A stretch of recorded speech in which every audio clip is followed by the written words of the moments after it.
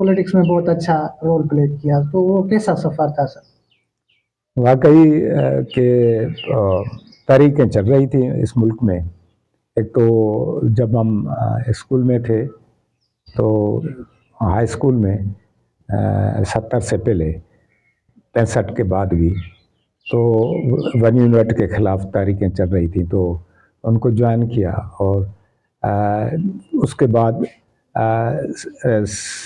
67 जिसको 1967 में peoples party का बुनियाद पड़ा, तो मैं उनके फाउंडेशन मेंबर था। माशाल्लाह। पहले पहले जो उनकी मेंबरशिप कापीज थी उनमें मेरा अभी तक वो मेंबरशिप कार्ड मेरे पास कटवर साहब की सिग्नेचर से पड़ा हुआ है। माशाल्लाह। क्योंकि वो सियासत आ गई थी तो सिंध का लोग थे, पीपल्स पार्टी में भुट्टो साहब की बात, तो फर्स्ट मेंबरशिप मेरी वो उनके साथ हुई।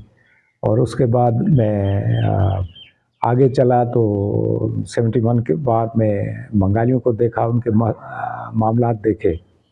और इस तरह सिंध के भी हालात इस तरह थे, तो कॉम्प्रस जमातें थी कॉलेज में, उन्होंने अपने उन्होंने प्रोग्राम के तहत उन्होंने कहा, तो हम इतने उसमें मुलविस तो नहीं थे, नॉट इन्वॉल्व तो नहीं थे, लेकिन बात यह है कि उनका प्रोग्राम बहुत अच्छा लगता था।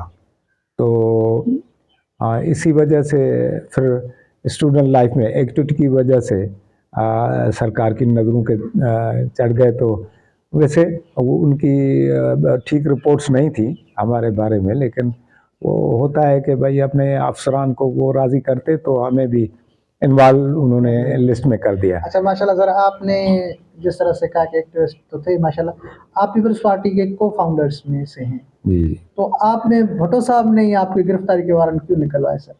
हाँ, बात ये थी कि फिर मैं वो कहते हैं ना कि बनाया तो हमने भुट्टो साहब को, पीपल्स पार्टी को। जब हुकूमत मिली तो वडेरे सडेरे अंदर आ गए, तो हम गए जाते थे इनके प्रोग्राम में, तो वहाँ छोड़ते नहीं थे पुलिस वाले, वडेरे ये शामिल होते गए, तो गरीब वर्कर जो है वो मिडिल क्लास के लोग बाहर रह गए। हमने कहा भाई बनाया हमने, ये वारसिये बन गए लोग वडेरे और जागीरदार, तो इसी वजह से फिर हमने वो किनारा कश के करके वो उनको छोड़ते फिर नेशनलिस्ट ग्रुप्स में शमूलियत इख्तियार की। तो तभी खैरपुर में भुट्टो साहब आए थे गुलाम रसूल सिद्दीकी के क्वार्टर पे, तो ये हमारे गांव के लोग वहाँ गए, तो उन्होंने वैसे खुद को चमकाने के लिए ये कह दिया कि भाई पीपल्स पार्टी के मुखालिफ यहाँ कौन से हैं, तो मेरा नाम लिया गया। हाँ, उनके रूबरू मेरा नाम लिया गया कि भाई वो काम अपने उनके इतना तेज नहीं कर रहे थे, लेकिन उनकी सुस्त काम का हमें सबब बनाया कि भाई ये लोग मुखालिफ हैं, तभी हम तेजी से काम नहीं कर सकते। तो भुट्टो साहब ने कहा कि भाई इनको गिरफ्तार कर लो, तो वो उसी वजह से मुझे गिरफ्तारी हुई थी।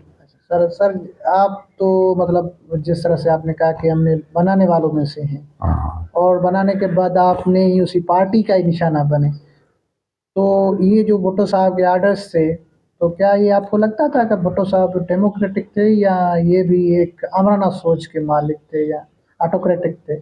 बात ये है कि उनको पार्टी जलानी थी। जैसे कि थोड़ी बात थी तो फूल बाग में आए, तकरीर हो रही थी, तो काफ़ी लोगों ने एतराज़ किया।